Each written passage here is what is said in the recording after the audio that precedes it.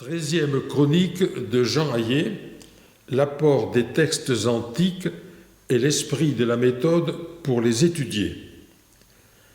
Chers adhérents de l'Université du temps libre de Tarbes et de Bigorre, chers auditeurs, dans la première partie de cette chronique, je suis parti de deux réalités. La première, aussi loin que nous remontions dans le temps, nous constatons que les hommes pensent, c'est-à-dire qu'ils se posent des questions sur le monde qui les entoure et sur eux-mêmes, et qu'ils s'efforcent d'y apporter des réponses.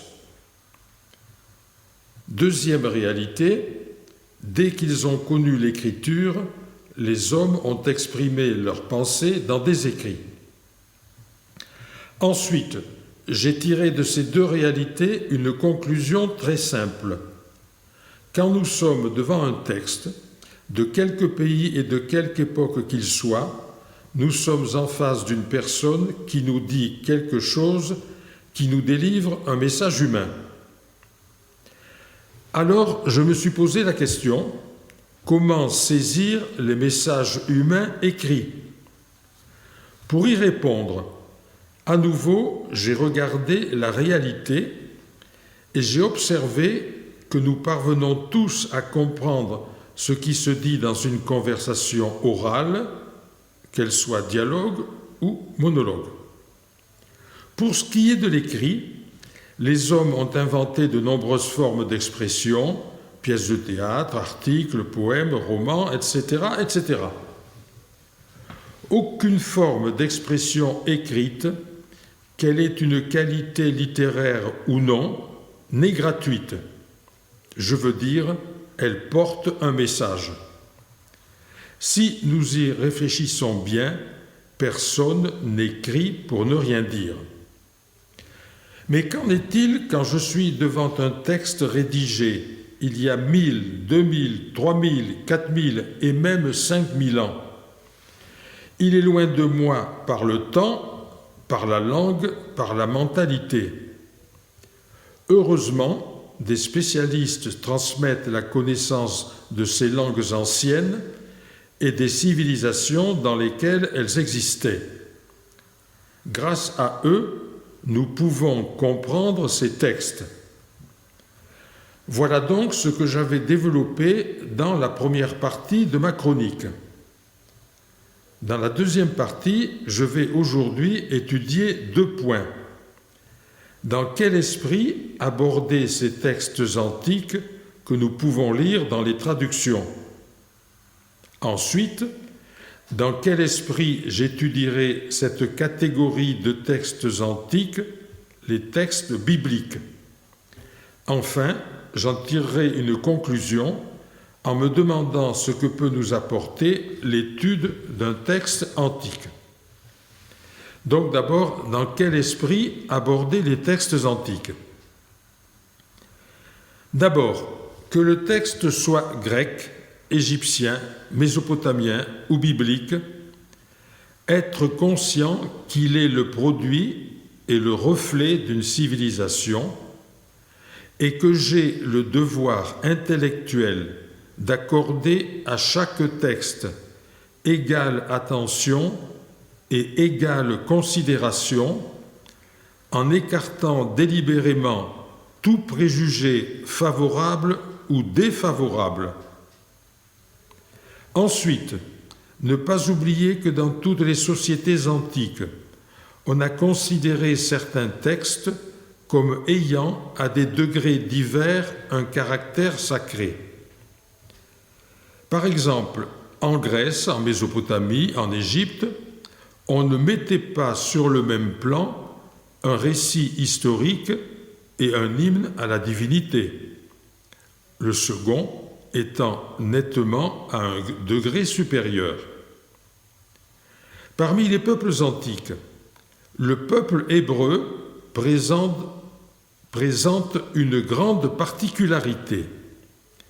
Il a opéré une sélection dans sa littérature en accordant à certaines œuvres un tel degré de sacralité qu'il y a vu l'expression d'une parole divine.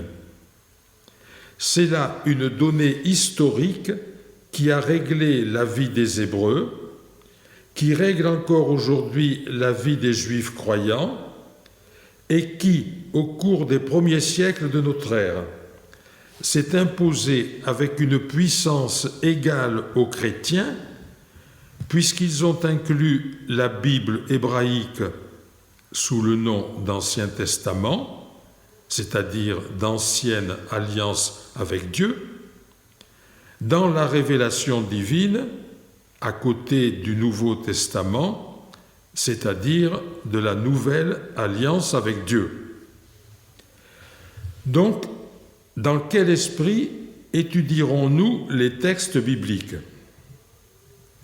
Pour qui désire savoir ce qu'ont pensé les Hébreux du monde et de l'homme, cette donnée historique qui consiste, je le précise à nouveau, à regarder les textes bibliques comme paroles divines, donc cette donnée historique n'ajoute rien au texte ni ne lui enlève rien.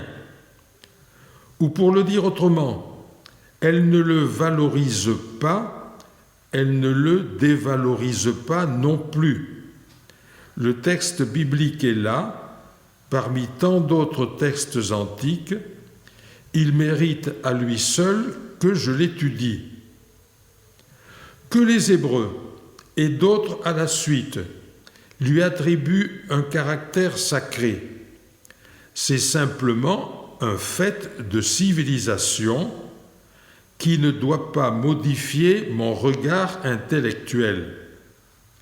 C'est une affaire d'honnêteté intellectuelle.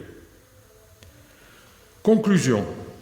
Que peut nous apporter l'étude d'un texte antique ? Je réponds d'abord à une opinion assez répandue.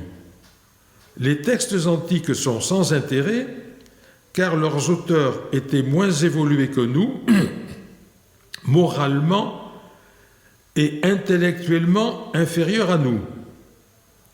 Je n'insisterai pas sur cette opinion, j'attends seulement qu'on me démontre d'une part que leur conduite morale était inférieure à la nôtre, et d'autre part, que du fait de nos connaissances scientifiques beaucoup plus étendues, nous sommes bien plus intelligents que les anciens.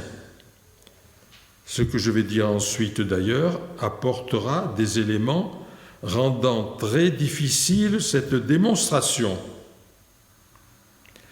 Quant à l'apport que j'envisage ici, je précise que je m'occuperai des textes de réflexion sur la condition humaine. Alors, posons-nous la question. Avons-nous la certitude, nous, aujourd'hui, d'en savoir beaucoup plus sur l'homme que nos aînés ?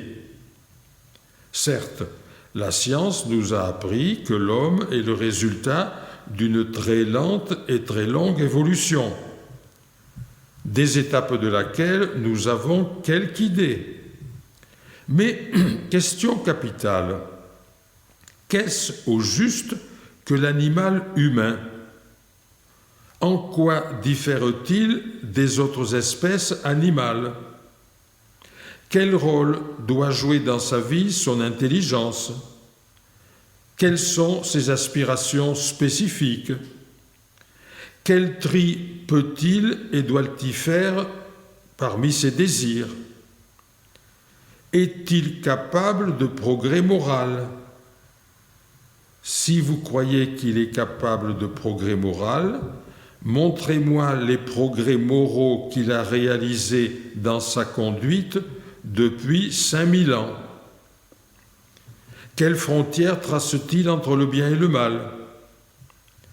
Nous pouvons ainsi allonger indéfiniment la liste de ces questions essentielles qui, je le crains, vont nous plonger dans un grand embarras.